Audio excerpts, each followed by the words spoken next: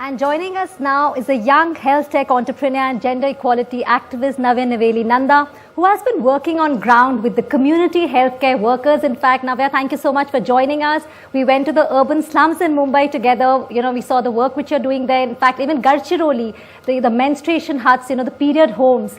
So tell me, Navya, how did you zero in on the idea to focus on issues pertaining to women? The work that I've been doing for the last 2.5 years has been mainly focused on women's health and hygiene. And when you ask, what really motivated me to zero in on this, I'd like to share, a small story and an instance that really made me realize the depth of this problem that we have today.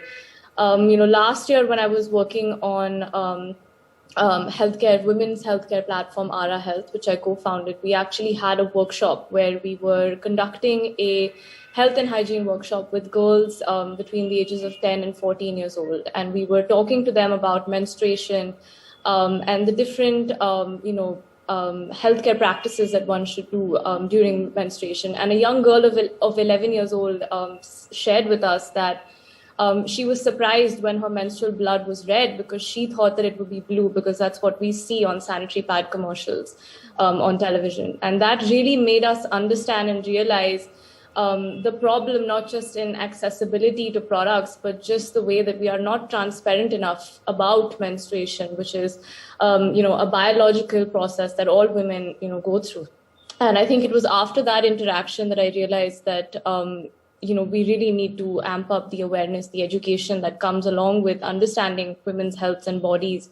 And I think that's really the motivation behind wanting to work on a problem like this. Navya Naveli ji, given healthcare workers like Asha are from within the community, how crucial is their role in, things like breaking prevalent taboos?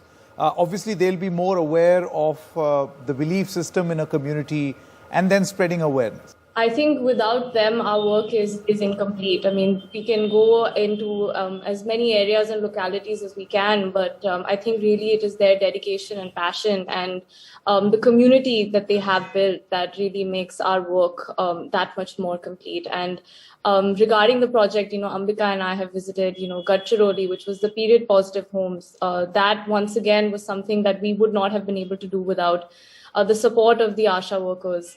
Their hand that they play and the role that they play in talking about the education that we are, talking about here, but to the women on the ground, the women who need to hear about it. And the connect that they have with the community is something that we would never have. And I think it is only due to them and their role in the system that we are able to do the work that we do and bring the kind of resources and opportunities that we have to these areas. And their role is extremely crucial, and I completely agree with what you say in terms of breaking a lot of the taboos that we see today as well. Being women themselves and working in a field where we talk about women's health and hygiene, I think that coming from them, there really is no better way to break these taboos.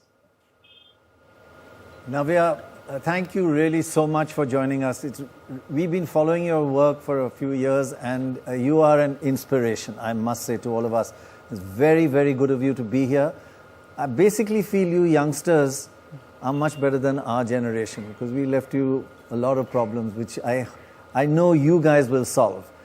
And one area we'd like you to help us with is to focus on increasing the number of Asha workers around the country from 1 million to 5 million over the next 5 years, getting governments to actually commit more funds so that their income goes up.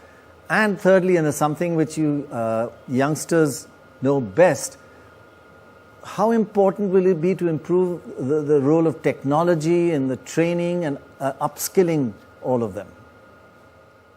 Firstly, I'd say I've not done nearly enough to be considered an inspiration. I think I seek a lot of inspiration from all of you. I hope every youngster is listening to you and you are an inspiration, and your modesty is even more inspiring.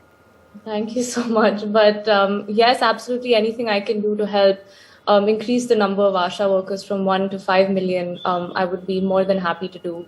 But when you talk about technology, I think, we've seen over the last few years the increase in internet penetration that India as a country itself has seen. We, have estimated till, by 2030 to have almost 1.3 billion internet users in India.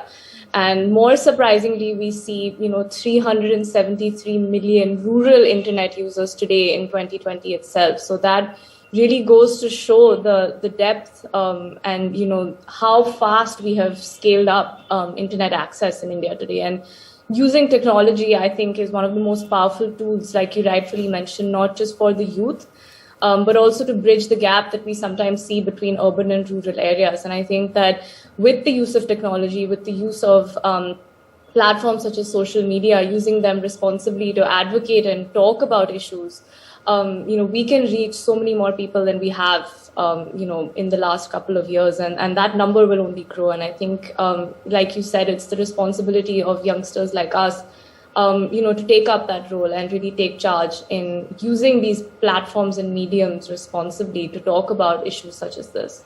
बहुत बहुत धन्यवाद नव्या नवेली जी हमारे साथ जुड़ने के लिए।